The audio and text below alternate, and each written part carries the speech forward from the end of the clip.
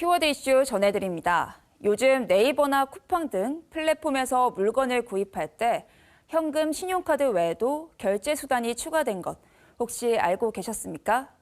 바로 후불 결제 시스템 BNPL입니다. 편의성으로 인기가 높아지고 있는 가운데 그에 따른 부작용도 나타나고 있는데요. 오늘 키워드 이슈에서 BNPL에 대해 자세히 전해드립니다.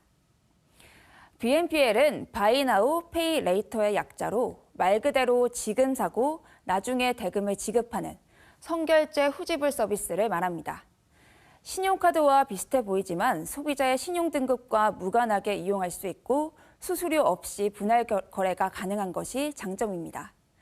그러니까 물건을 살 때 신용카드가 없어도 수수료 없이 외상으로 물건을 살 수 있는 거죠. BNPL은 특히 지갑이 얇고 신용카드가 없는 MZ세대에게 인기가 높습니다. 한 보고서에 따르면 2020년 9월 이후 BNPL 서비스의 연령별 사용 비중은 20, 30대가 80%를 차지하고 직업별로는 학생이 38%를 차지하는 것으로 나타났습니다. BNPL은 신용카드 발급이 다소 까다로운 해외에서 특히 인기입니다. 2005년 설립된 스웨덴의 한 BNPL 기업은 전 세계 총 45개국에서 40만 개 가맹점을 보유하고 있는데요.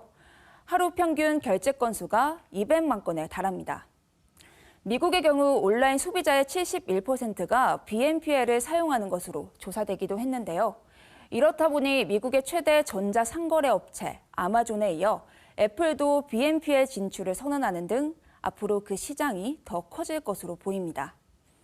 국내는 어떨까요? 지난해부터 규제 특례가 생기면서 신용카드사가 아니어도 후불 결제가 가능해졌죠.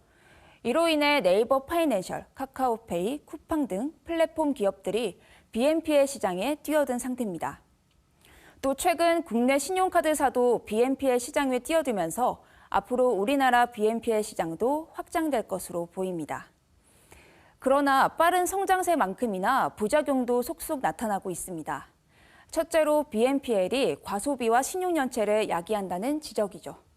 금융이력이 부족한 소비자의 소비 확대 취지는 긍정적이지만 금융이력이 부족하기 때문에 갚기도 어렵다는 거죠.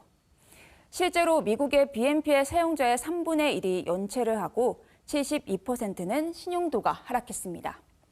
우리나라 역시 마찬가지입니다. 이용자의 연체 정보가 공유되는 카드사와는 달리 업체들은 이용자의 연체 정보를 알 수가 없는 점이 가장 큰 문제로 꼽히는 가운데 네이버페이 후불 결제 고객의 연체율은 1.26%로 신용카드 연체율 0.54%의 2배가 넘는 것으로 나타났습니다.